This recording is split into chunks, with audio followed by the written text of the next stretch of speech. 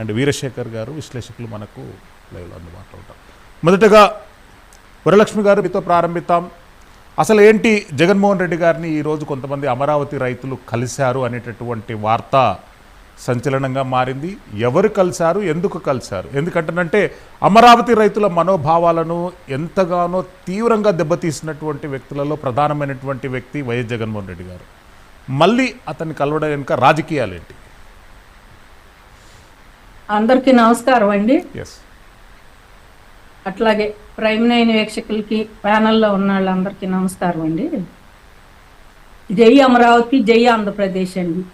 ఆంధ్రప్రదేశ్ కోసం ఆంధ్రప్రదేశ్లో అందరూ బాగుండాలి, అందులో మేము ఉండాలని కాస్త ముందుగా వచ్చి పొలాలు అడిగితే ప్రభుత్వం మేము ఇచ్చాము. ఇచ్చినప్పుడు వాళ్ళు ఏం చేశారండి, 29 ఊళ్ళో అప్పుడు ఒప్పుకున్నారు అందరూ. చంద్రబాబు గారి ప్రభుత్వంలో మా పార్టీలకు అతీతంగా ప్రతి ఒక్కళ్ళు ఇచ్చారండి. ఆయన ఇష్టపడి ఆయన కూడా అసెంబ్లీలో కట్టాలి చెయ్యాలి అన్నారని చెప్పేసి పార్టీలకు అతీతంగా అన్ని పార్టీల వాళ్ళు ఇచ్చారు. ఆఖరికి వైసీపీ వాళ్ళు కూడా వచ్చి పొలాలు ఇచ్చిన వాళ్ళు అందరూ, వాళ్ళు ఎక్కువ పొలాలు ఉండే వాళ్ళు ఇచ్చారు. 5 ఎకరాల లోపాళ్ళు 25,000 మంది ఉన్నాం మేము.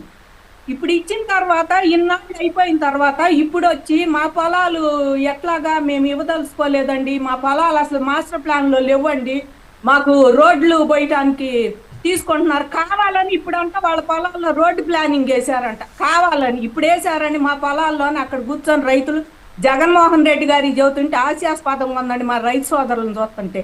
ఎందుకంటే 5 ఏళ్ళు కష్టపడి 1631 రోజులు మేము రోడ్డు మీద ఉంటే ఒక ఆయన చెబుతాడు మేము హాయిగా నిద్రపోయామండి, ఉద్యమాలు కూడా చేయలే మీరు ఉండప్పుడు అన్నాడు.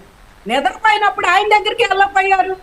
వెళ్ళి ఆ రోజే ఏమంటే మా పొలాలు ఇష్టం లేదు, మీరు ఎటు అమరావతి వద్దంటున్నారు, మా పొలాలు తీసేయండి, అందులోంచి ఒక నోటిఫికేషన్ విడుదల చేయండి, జీవోని మా 3 ఊళ్ళు తీసేయమని. ఇవాళ పోయిన 3 ఊళ్ళు వాళ్ళు నుంచి అవుతున్నారు, కనమాక ఉండవల్లి నెడమరు.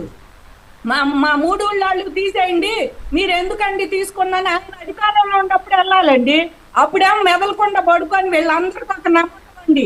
ఇప్పుడు అక్కడికి వచ్చిన వాళ్ళలో సగం పైన రియల్ ఎస్టేట్ చేసేవాళ్ళు. బాబు గారి మీద బాగా నమ్మకం ఉంది వాళ్ళకి.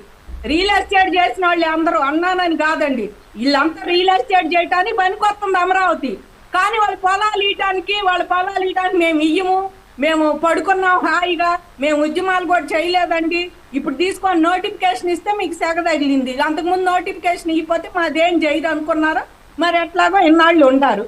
ఇప్పుడు యాక్విజేషన్ ఇవ్వండి అందరూ అని ఆయన ఎప్పటి నుంచో బాబు గారు మళ్ళీ పదవుల్లోకి వచ్చిన కాంచి చంద్రబాబు గారు చెప్తూనే ఉంటారు ఇవ్వండి ఇవ్వండి పొలాలు అని చెప్పి.